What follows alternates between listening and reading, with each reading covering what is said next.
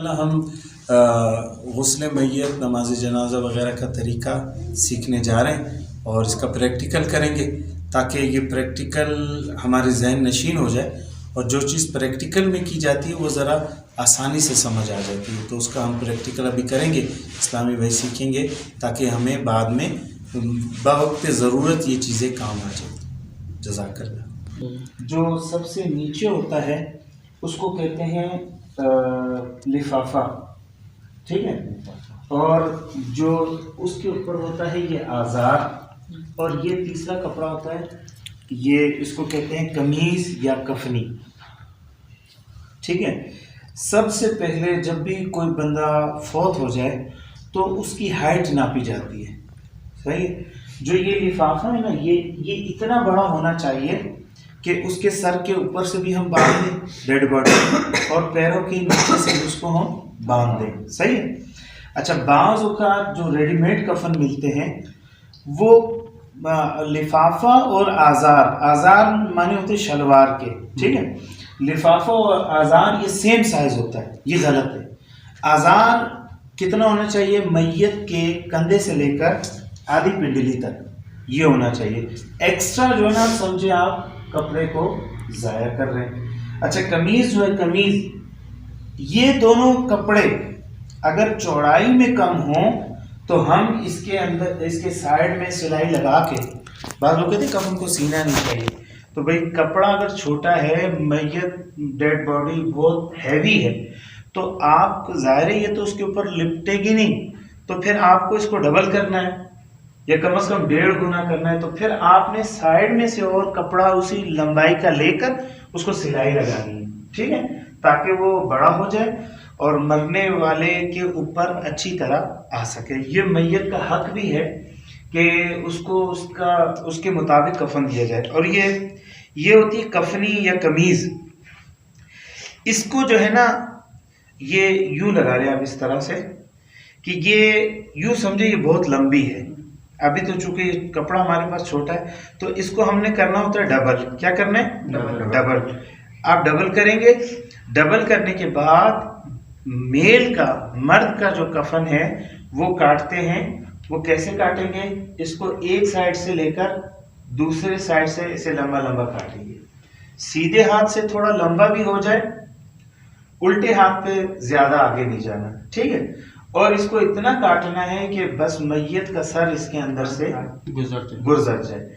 جو فیمیل ہوتی ہیں، لیڈیز کا کفن یوں کاٹتے ہیں اور پھر یوں ٹی شکل میں کاٹتے ہیں۔ چونکہ لیڈیز کا سینے کا مسئلہ ہوتا ہے تو اس کو ٹی شکل میں کاٹتے ہیں، لیکن ریڈی میڈ جتنے بھی کفن ملتے ہیں اس میں ایک تو یہ دونوں چادریں برابر ہوتی ہیں، یہ دوسرا ریڈی میڈ کفن ہمیشہ ٹی شکل میں ہوتا ہے، چاہے وہ میل کا ہو یا فیمیل کا، وہ ٹی شکل میں ہوتا ہے، تو کفن خود بنانا چاہیے۔ ریڈی میڈ کفن میں ایک اور فالٹ یہ ہوتا ہے کہ اس کی جو قمیض ہوتی ہے نا، اب حکم شریعت کیا ہے کہ میت کا یہ قد ہے، اس کی قمیض آدھی پنڈلی تک آنی چاہیے، صحیح ہے نا، سامنے سے بھی اتنا ہونا چاہیے اور اس کے بیک سائڈ سے بھی اتنا ہی ہونا چاہیے۔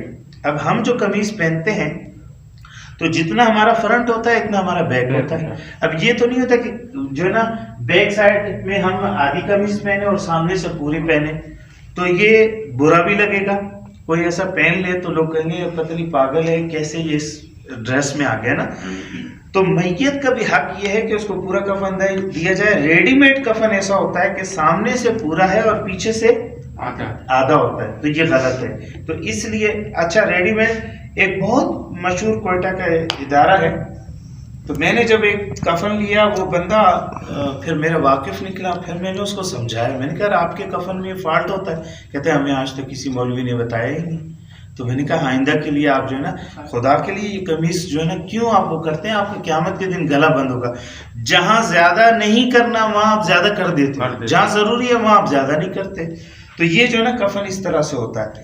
اور یہ پہلے میت کو غسل دیتے ہیں، پھر اس کو ہم لاتے ہیں، یہ جو قمیض ہے اس کو ہم یوں کھولتے ہیں، ٹھیک ہے، آدھا حصہ ہم لوگ یہاں پر لپیٹ دیتے ہیں اور یہاں سے سمجھے اس کی فار ایگزامپل ہم نے یہ کٹنگ کی ہوئی ہے، میت کو ایسے ڈالتے ہیں، پھر اس کا سر گزار کے ہم نے اس کو ایسے ڈھک دینا ہوتا ہے، ٹھیک ہے، ایسے ڈھکتے ہیں، یہ ڈھک دیا، یہ قمیض ڈھک دی، اور پھر کیا کریں گے، اب وہ پہلے والا ہم نے بعد میں کر لیا، بعد والا پہلے، تو میت کے پیشانی پر نا بسم اللہ الرحمن الرحیم لکھ دے، اور سینے پر اس کے لا الہ الا اللہ محمد رسول اللہ، تو اس سے مرنے والے کی بخشش ہو جاتی ہے، ٹھیک ہے۔ اب اس کو لپیٹنا کیسے، وہ پھر ہم پریکٹیکل بھی کریں گے، کفن کا پہلے لپیٹنے کا طریقہ پیشانی پہ کیا لکھنا ہے بابا دوبارہ؟ بسم اللہ الرحمن الرحیم۔ تو ہم نے ڈیڈ باڈی کو فار ایگزامپل، چلو ہم نے سمجھے یوں سمجھ لے کہ ہم نے غسل دے دیا، آنا بابا آپ لیٹو، اس طرف سے لیٹو، سر ادھر، سر اس طرف کرو ایسے۔ اب یہ ٹھیک ہے، آگے تھوڑا سا آگے، بس تھوڑا سا آپ یہاں بھی چلو، صحیح ہے۔ یہ سمجھے ہم نے یہاں سے یوں گزار لیا، یہ ہم نے سر سے یوں سمجھ لے کہ اس کٹنگ میں سے ہم نے یوں گزار دیا، یہ ہو گیا، صحیح ہے۔ اچھا پھر یہ کریں گے کہ الٹا سائڈ پہلے لپیٹیں گے آزار کا، یہ الٹا سائڈ ہم نے پہلے لپیٹا، صحیح ہے، اور پھر یہ نہیں سوری الٹا تو یہ پہلے لپیٹا، پھر یہ سیدھا، ٹھیک ہے، اسی طرح پھر الٹا ہم نے یہ والا لپیٹا اور پھر یہ سیدھا۔ تو اس کا ایک بند ہم نے یہاں باندھنا ہے، ایک پیروں کے نیچے باندھنا ہے اور ایک یہاں پہ باندھنا ہے۔ اس کو زیادہ اسے کرنے کی ضرورت نہیں ہے، بس اکٹھا کر کے باندھ دینا ہے، ٹھیک ہے نا، کھولیں۔ اچھا اب غسل کا جو ہے طریقہ کیا ہے، ہم فار ایگزامپل اس کو واپسی پیچھے سے ہی کریں، نہیں کوئی شخص جب فوت ہو جائے نا، تو اگر اس کے ہاتھ ٹیڑھے میڑھے ہیں، سینے پہ رکھے ہوئے ہیں، یا کسی اور اینگل سے یا تکلیف کی وجہ سے اس نے ہاتھ ٹیڑھے کر لیے یا منہ ایسے کیے ہوئے ہیں یا یوں کیے ہوئے ہیں، تو اس کے ہاتھوں کو آپ نے سیدھا کرنا ہے، ٹھیک ہے، ہاتھوں کو سیدھا کرنا ہے، اور اس انگوٹھے کو ایک رسی لے کر یا ایک ڈوری لے کر یہاں سے یہاں تک باندھے گا، صحیح ہے، پاؤں اس کے وہ ٹیڑھے میڑھے ہیں تو سیدھے کر دینے، اور یہاں سے ہم نے اس کو انگوٹھوں کو باندھ دینا ہے، صحیح ہے۔ اس کی آنکھیں کھلی ہوئی ہیں تو ہم نے کیا کرنا ہے، اس کی آنکھوں کو ایسے کر کے بند کر دینا ہے، ٹھیک ہے۔ اس کے سر کے نیچے اگر تکیہ رکھا ہوا ہے تو تکیے کو نکال دینا ہے۔ میں نے ایک ڈیڈ باڈی کو غسل دیا، ایک تو یہ کہ وہ انہوں نے اپنے والد صاحب کو گھر کے پچھلے سائڈ پر ان کا وہ کار پورچ کہتے ہیں کیا، اس جگہ پر رکھا ہوا تھا بابا جی کو، پتہ نہیں کس وقت وہ فوت ہوا، اور وہ ٹیڑھے میڑھے اس کے ہاتھ پاؤں ایسے نا، وہ تکلیف میں جیسے اس کی روح نکلی، بس اسی کنڈیشن میں وہ بیچارہ جم گیا تھا۔ تو اگلے دن جو انہوں نے ہمیں بلایا تو میرا خیال اس کو آپ پتہ نہیں ایک دن گزرا ہوا تھا یا 2 دن، کچھ نہیں کہہ سکتے، وہ ٹیڑھی میڑھی لاش کو ہم سیدھے کر رہے ہیں، وہ سیدھے ہی نہیں ہو رہا۔ اچھا اسی طرح ایک تھے، حالانکہ وہ دیندار آدمی تھے، لیکن اتنا موٹا کوئی گاؤ تکیہ شاید میت کے سر کے نیچے لگایا ہوا تھا، تو اس میت کا سر نا وہ ایسے اٹھا ہوا تھا، اور تھوڑا اوپر کرو بابا، ایسے یوں ہم نے اس کو لٹایا، میت کو وہ نیچے ہو ہی نہیں رہی تھی، اب یہ دیکھیں کتنا اونچا جی، اس طرح اس کا سر تھا۔ وجہ کیا تھی، تکیہ نہیں نکالا تھا، وہ وہیں پر بندہ جو ہے جم گیا، جب جم گیا تو وہ سر اس کا نیچے ہی نہیں ہو رہا، اسی پوزیشن میں پھر ہم نے اس کو غسل دے کر کفن پہنا کر دفنا دیا۔ تو آپ نے کیا کرنا ہے کہ میت کی آنکھیں بند کرنی ہے، اس کے جو ہے نا یوں سر کر دینا ہے، اور آنکھیں بند کر کے روئی رکھ کے اس کو آپ نے آنکھوں کو باندھ دینا ہے، منہ اگر کھلا ہوا ہے تو بند کر دینا ہے۔ میت کی آنکھیں کھلی کیوں ہوتی ہے حدیث پاک میں، کہ وہ اپنی روح کو جاتے ہوئے دیکھ رہا ہوتا ہے کہ میری روح اب میرے جسم میں تھی، اب میرے جسم کو چھوڑ کر جا رہی ہے، تو وہ بے قرار ہو کر اپنی روح کو دیکھ رہا ہوتا ہے، ٹھیک ہے۔ تو میت کو جب آپ تختہ غسل پہ لائیں گے تو پہلے کیا کرنا ہے، سب سے پہلے تختے کو دھو لیں، دھو کر اس کو اچھی طرح پاک کر لیں، اس کے بعد جناب علی اگربتیاں لیں اگربتی لے کر سر سے پاؤں تک، یہ سرانے سے لے کر پاؤں تک جو ہے نا آپ نے 3 دفعہ 5 دفعہ یا 7 دفعہ اس کو دھونی دینی. ہاں، دھونی دینے کا مقصد یہ ہوتا ہے کہ اس تختے کے ارد گرد تھوڑی خوشبو ہو جائے اور جو ہے نا اچھا ماحول بن جائے. اور وہ اگربتیاں سائڈ پہ کہیں پہ لگا دیں. یہ اگربتیاں اس طرح کرنا کوئی لازمی نہیں ہے، فرض یا واجب نہیں ہے، نہ بھی کیا تو کوئی حرج نہیں ہے. ٹھیک ہے، کوئی بھی ہو، طاق ہو جفت ہو، اس میں طاق عدد ہو تو اچھا ہے. طاق عدد اللہ کو پسند ہے، اللہ کی ذات طاق ہے تو اللہ طاق عدد کو پسند فرماتا ہے. طاق ہو جائے کوئی حرج نہیں ہے. اچھا، پھر آپ نے ڈیڈ باڈی کو لا کے رکھ دیا. اس کے بعد کیا کریں گے؟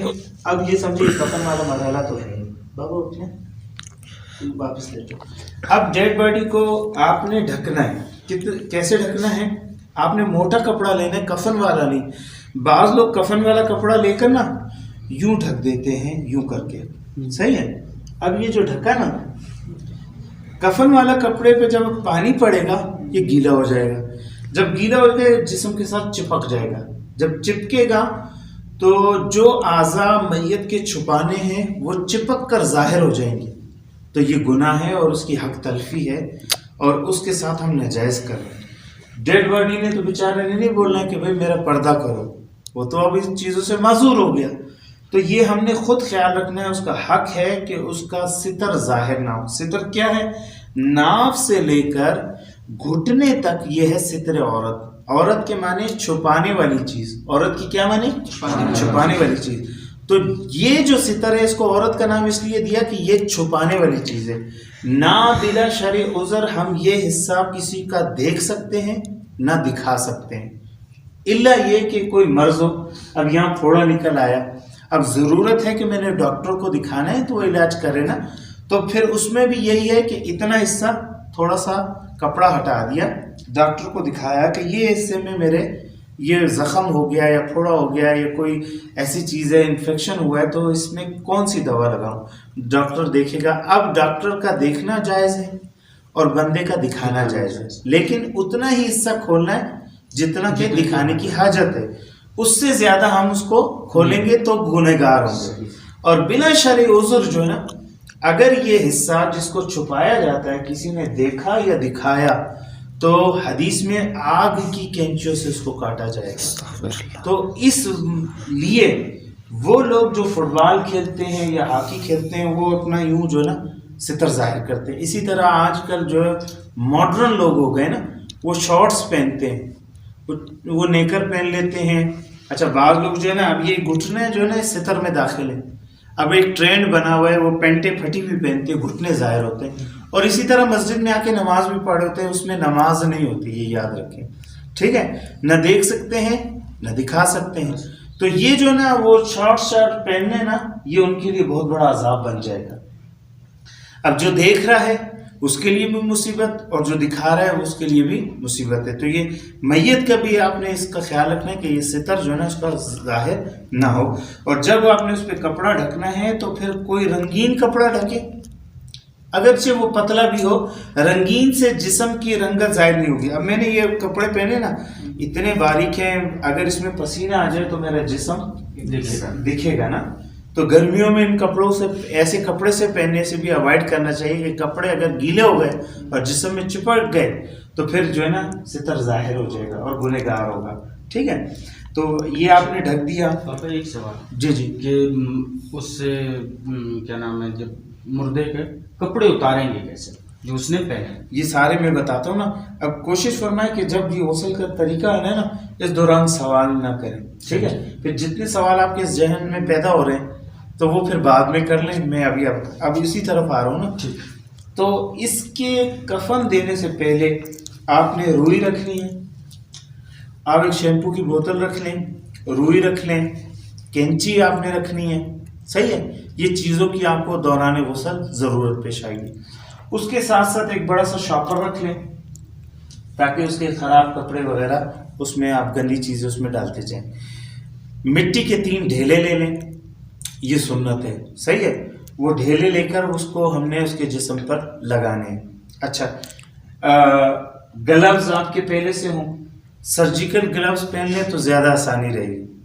ایک گلوز ہوتے ہیں وہ شاپر ٹائپ کے، اس کے اندر پانی چلا جاتا ہے، اس کا پہننا نہ پہننا وہ ایک ہی بات ہے، وہ نہ پہنے۔ سرجیکل گلوز جو ہوتے ہیں نا، جو جس سے ڈاکٹر پہن کر آپریشن کرتے ہیں، وہ یہ ہوتا ہے کہ آپ کی اسکن کے ساتھ بالکل چپک جاتے ہیں اور وہ مردے کے گندا پانی وانی جو ہے نا استنجا کا، وہ اس کے اندر نہیں جاتا، اور پھر آپ کھانا وانا کھائیں گے تو آپ کو کراہیت بھی نہیں ہوگی، ورنہ آپ کا دل خراب ہوگا کہ یار میرے ہاتھ میں جو ہے نا وہ اس کا پانی لگ گیا تھا، یا اگر بعض اوقات موت کی سختی کی وجہ سے بندے کے پیٹ سے جو ہے نا کچھ خارج بھی ہو جاتا ہے، تو وہ آپ کے ہاتھ میں لگ گیا تو آپ کا کئی دن تک کھانا، جب آپ تصور آئے گا تو آپ کو کھانا نہیں کھا سکیں گے، یار میرے ہاتھ میں وہ چیز لگ گئی۔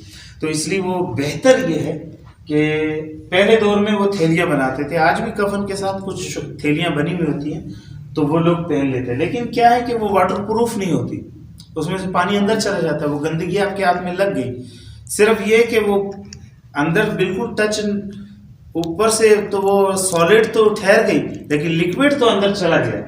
اس لیے بہتر یہ ہے کہ سرجیکل گلوز جو ہے نا یہ ہونے چاہیے، بلکہ اگر اتنا ایڈوانس دور ہو گیا، کفن والوں کو یہ چیزیں اس میں رکھ دینی چاہیے تاکہ جو بھی غسل دے رہا ہے بجائے تھیلیاں بنانے کے سرجیکل گلوز رکھ دے، وہ اچھا ہے۔ نہیں ہے تو پھر آپ تھیلی سے گزارا کریں، اور اس کے اوپر بہتر یہ کہ پھر آپ شاپر ایک چڑھا لیں، اگر نہیں مل رہا نا آپ کو گلوز نہیں مل رہے تو شاپر چڑھا لیں تاکہ آپ کو کراہیت محسوس نہ ہو۔ اب کیا کریں گے؟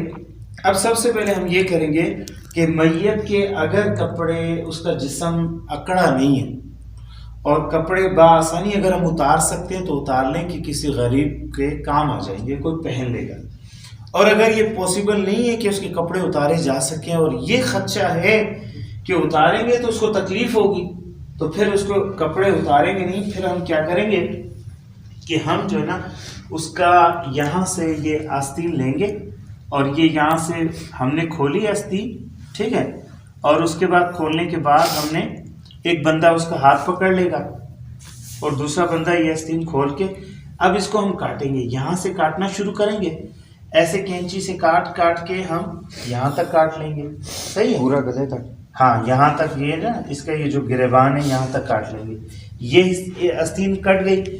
پھر ہم کیا کریں گے، یہ والی آستین اسی طرح کینچی سے لے کر پھر یہاں تک کاٹ لیں گے، یہ دونوں طرف سے کٹ گئی۔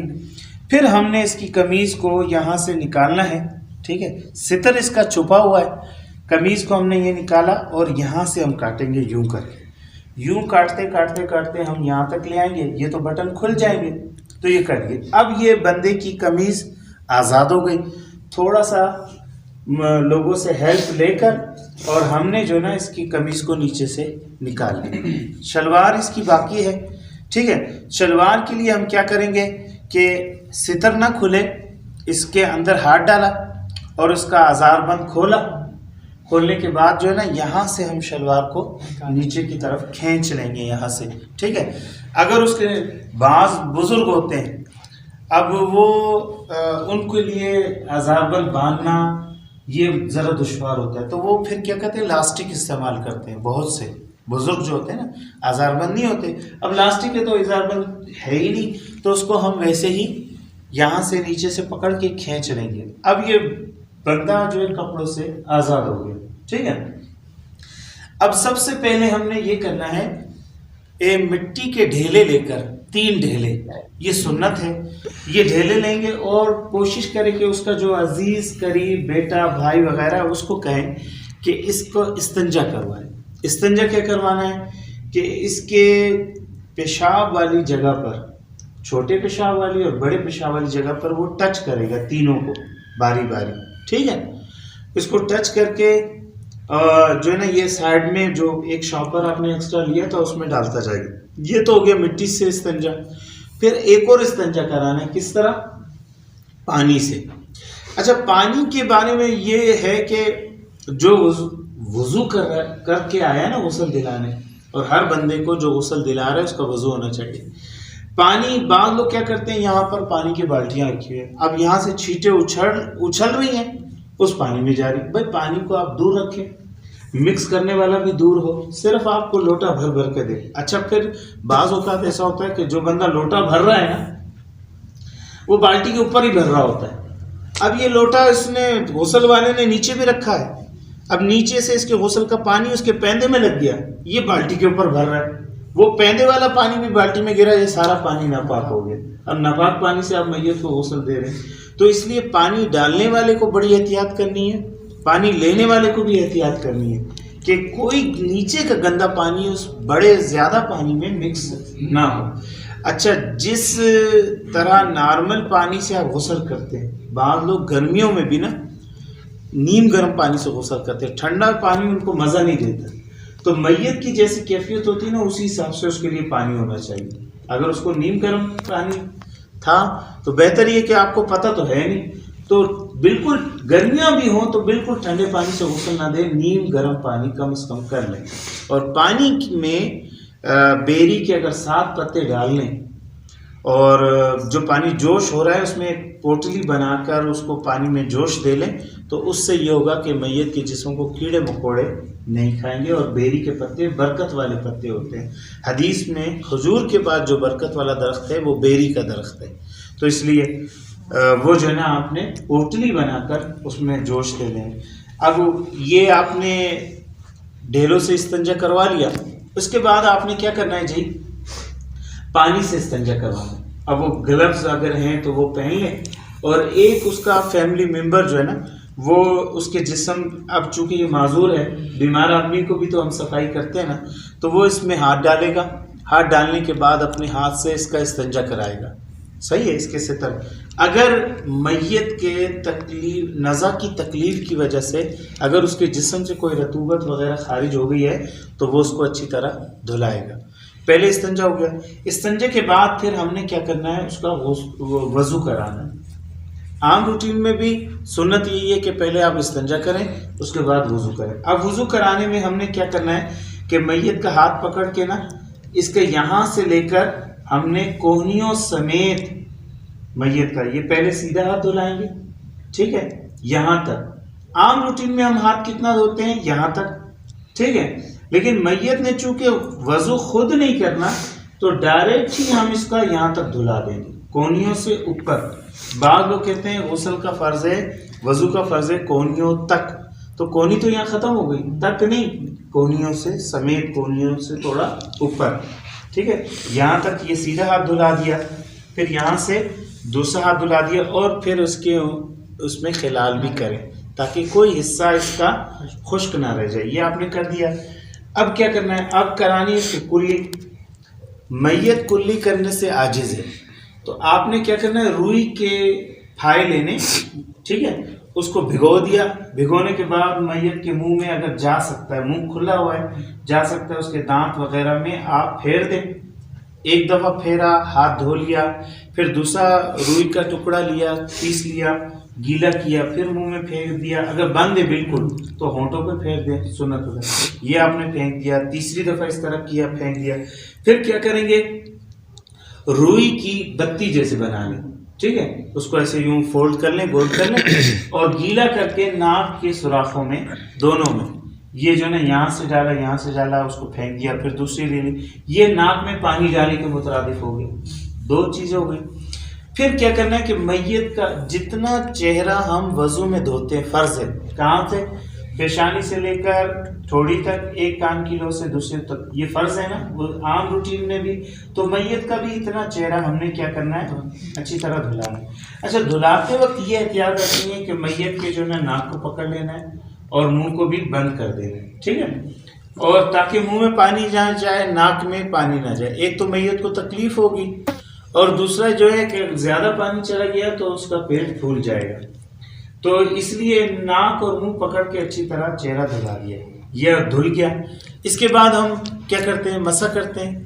مسح، ہاتھ تو ہم پہلے دھلا چکے ہیں، ٹھیک ہے، تو اب مسح کرنا ہے. تو پھر ایک آدمی اپنے ہاتھوں کو گیلا کر کے ایسے کر کے یا یوں کر کے ایسے سر اٹھا کر پھیر دے اور کانوں وغیرہ میں خلال بھی کر دے. یہ اس کا مسح ہو گیا. پھر ہم نے کیا کرنا ہے، سیدھا پاؤں دھلانا ہے جتنا ہم وضو میں دھوتے ہیں، پھر الٹا پاؤں. یہ اس کا وضو ہوا، ٹھیک ہے. اب ہم نے اس کو دینا غسل. غسل دینے کے لیے آپ یہ کریں کہ ایک چھوٹا سا کوئی برتن لے لیں، لوٹا لے لیں، یا کوئی جناب مگ وغیرہ لے کر اس میں شیمپو گھول دیں. صابن لگانے کی ضرورت نہیں ہے. صابن لگانا یا شیمپو لگانا یہ سنت نہیں ہے، پہلے دور میں یہ چیزیں ہوتی ہی نہیں تھی، صرف پانی سے غسل دیا جاتا تھا. تو آپ یہ شیمپو کیوں لگا رہے ہیں؟ میل چھڑانا مقصود نہیں ہے، خوشبو پہنچانا مقصود. نیت کیا ہونی چاہیے کہ میت کے جسم کو میں خوشبودار بنا رہا ہوں، اس لیے. تو صابن لگانے میں ذرا وہ سخت ہوتا ہے، خصوصاً سردیوں میں صابن جسم پہ چپک کے جم بھی جاتا ہے. تو صابن سے اچھا طریقہ یہ ہے کہ آپ ایک برتن میں شیمپو کو گھول لیں اور روئی کا کپڑا روئی کا پھایا لے کے نا بڑا سا اس میں ڈبو لیں، ڈپ کر لیں اور جسم پہ اس کے سارے لگا دیں، سارے جسم پہ لگا دیں. اور نیت کیا ہے کہ جی ہم اس کو خوشبو پہنچا رہے ہیں. لگا دیا ہم نے. لگانے کے بعد اب کیا ہے کہ اس کو رائٹ سائڈ سے، یہ میت کا سیدھا ہاتھ ہے تو سیدھا حصہ پہلے اوپر سے لے کر ہم نے نیچے تک یہ سارا یہ دھونا ہے. پھر کیا کریں گے، میت کو آنا بیٹا حافظ آپ بیٹھو. پھر ہم نے یہ حصہ نہیں نیچے رکھیں اس کو، یہ حصہ ہم نے سارا دھو دیا. اب تو اس کے پیٹھ کا حصہ بھی دھونا ہے نا. پھر ہم کیا کریں گے، میت کو تھوڑا سا کروٹ دلا کے، اور یہ یاد رکھنا ہے کہ اس کی سطر اس کا نہ کھلے. پھر ہم نے پیچھے بھی ہاتھ مار کے، صابن بھی اسی طرح لگانا، شیمپو وغیرہ. پھر ہم نے یہ حصہ بھی دھو دینا. ٹھیک ہے، یہ ہو گیا. پھر کیا کرنا ہے، پھر اس کو ہم نے اوپر سے دھونا ہے اور اسی طرح پھر یوں کروٹ تھوڑا سا دلا کے اس کا یہ پچھلا حصہ بھی دھو دینا ہے. یہ دھل گیا سارا. اب کیا رہ گیا، سر. پھر اس کا سر دھونا ہے.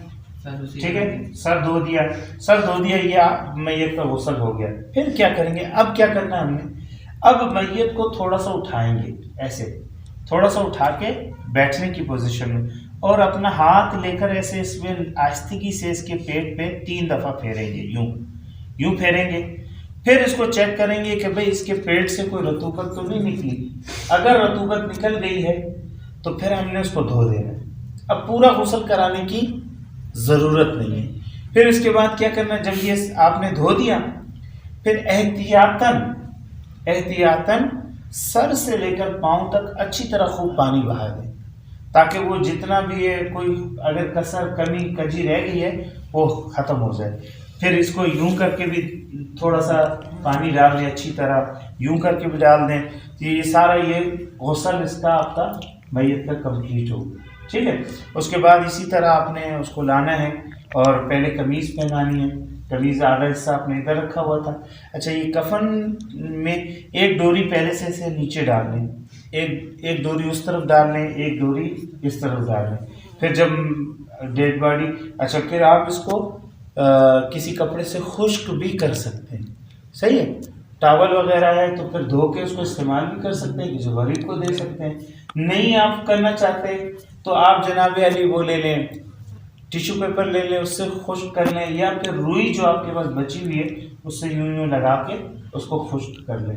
اور پھر جو ہے نا کفن پہنانے سے پہلے اس کی پیشانی پر بسم اللہ الرحمن الرحیم اور سینے پر کلمہ طیبہ لا الہ الا اللہ محمد رسول اللہ لکھ دیں. اس سے اس کی بخشش ہو جائے گی. قمیض اسی طرح آدھی تو اس کے نیچے بچھی ہوئی تھی، آدھی ہم نے یہاں فولڈ کی ہوئی تھی. جو فولڈ کیا ہوا تھا حصہ تھا وہ اوپر ڈال دیا. اور پھر اسی طرح یہ پہلے ہم نے یہ ڈالا، یہ والا حصہ. ٹھیک ہے. اور پھر ہم نے یہ ڈال دیا یوں کر کے. اور اس کو جو ہے نا آپ نے جو ایکسٹرا ہے نا اس کے میت کے ایسے پاؤں کے نیچے، یہ پھر کیونکہ ڈوریاں تو آپ نے کھول لی ہیں، ابھی نہیں باندھی، یہ ڈوریاں آپ نے کھول لی ہیں. صحیح ہے نا. تو پھر آپ نے یہ پہلے یہ لپیٹا، پھر آپ نے یہ والا حصہ الٹا والا پہلے اور سیدھا والا اوپر. صحیح ہے. اب اس کو یہ گھمانا کی ضرورت نہیں ہے، اس کو بس صرف یہاں سے یوں کریں، ایک ڈوری یہاں باندھ دیں اور ایک ڈوری وہاں باندھ دیں.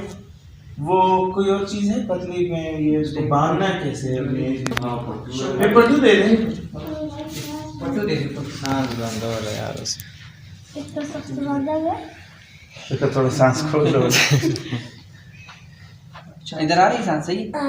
اچھا، اب یہ جو ہے نا اس کو باندھنے کا طریقہ وہاں سے باندھے یا یہاں سے باندھے نا، یہ جو ہے نا دیکھو میں آپ کو دے دے پٹو دے دے. نہیں بس کافی ہے، یہ ایک ہی کافی، صرف سکھانا ہے. آپ نے ایک گرہ یوں باندھی، یہ تو میں تھوڑا نیچے سے باندھا نا، یہ دونوں ہاتھوں سے اس طرف آ کے نا، ٹھیک ہے نا، یوں باندھا. یوں کرنے کے بعد اس کو آپ نے ایسے لیا اور ایسے لیا، ڈبل کر کے اس کو یہ ایک گرہ لگا دیں. زیادہ 2-3 گرہ نہیں لگانی، کیونکہ جب قبر میں اتارنا ہے تو پھر ہم نے اس کو کھولنا ہے، یہ ایک دم کھل جائے گا، ٹھیک ہے، یہ کھل جائے گا یوں کر کے. یہ دیکھ لیں، دوبارہ دیکھ لیں کہ اس کی گرہ آپ نے یوں لگائی، یہ ہو گئی، اس کو ڈبل کیا اور اس کو ڈبل کیا، یہ دونوں ڈبل ہو گئے دونوں سائڈ، اس کو ہم نے یوں کر کے یہ بند کر دیا. اب ہم جب کھولیں گے نا، اس کو بھی اسی طرح گرہ لگانی ہے، اس کو بھی اسی طرح گرہ لگانی ہے، اس کو بھی. بعض لوگ نا بہت ساری گرہ لگا دیتے ہیں، اب بہت ساری گرہ لگانے کی ضرورت ہی نہیں ہے، ٹھیک ہے، تاکہ یہ قبر میں بآسانی جو اتارے تو کھول لے اس کو، کیونکہ ان بندوں کو کھولنا ہے، کفن ویسے ہی رہے گا لیکن یہ بند جو ہے نا آپ کے کھولے جائیں گے. پھر یہ بند، وہ والا بند، یہ والا بند، ان تینوں کو آپس میں کنیکٹ کرتے ہیں، جوڑتے ہیں، پھر یہی قبر کے اوپر باندھتے ہیں. اور باندھتے اس لیے کہ پتہ چلے کہ یار تازہ فریش قبر ہے، اس سے احتیاط کی جائے، اس کا خیال رکھا جائے، یہ اس لیے باندھا جاتا ہے. تو یہ جو ہے نا غسل میت کا طریقہ تھا. ایک چیز کروں گا، ابھی جیسے منہ دکھانا، منہ کا بھی تھوڑا سا. ہاں، ابھی ہم نے باندھا ہوا ہے، سمجھے، ٹھیک ہے، کھولا نہیں ہے. میت کو ہم نے باندھا ہوا ہے، یہاں سے بھی باندھا ہوا ہے، وہاں سے بھی باندھا ہوا ہے. تو منہ، اب اسی کو بندے میں یہ آپ نے کھولا اور آپ نے اس طرح یہ کھولا اور منہ ظاہر کیا کہ گنہگار میت ہے، منہ اس طرح ہو گیا. بند کروں. تو یہ جو ہے نا، یہ اس طرح جو ہے نا اپنے ظاہر کر دینا، ٹھیک ہے، اس کو کھولنے کی ضرورت نہیں. پھر جب قبرستان لے جانے لگیں گے پھر جناب علی اس کو ہم اس طرح اسی ترتیب سے بند کر دیں گے، ٹھیک ہے. اب دیکھو اس کو کھولنے کی ضرورت نہیں ہے.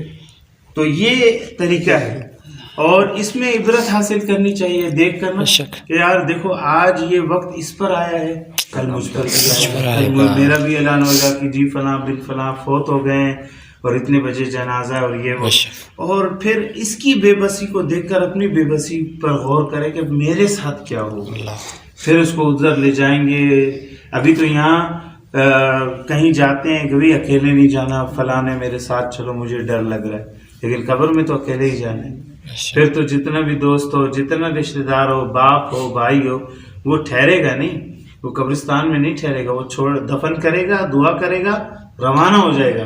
پھر ہم ہیں اور ہمارے اعمال ہیں. تو اس لیے بزرگان دین کہتے ہیں کہ ایسے عمل کرو کہ آپ جب جاؤ تو قبر کو روشن پاؤ، راحتیں ہوں، اس میں آسانیاں ہوں آپ کو جانے والوں.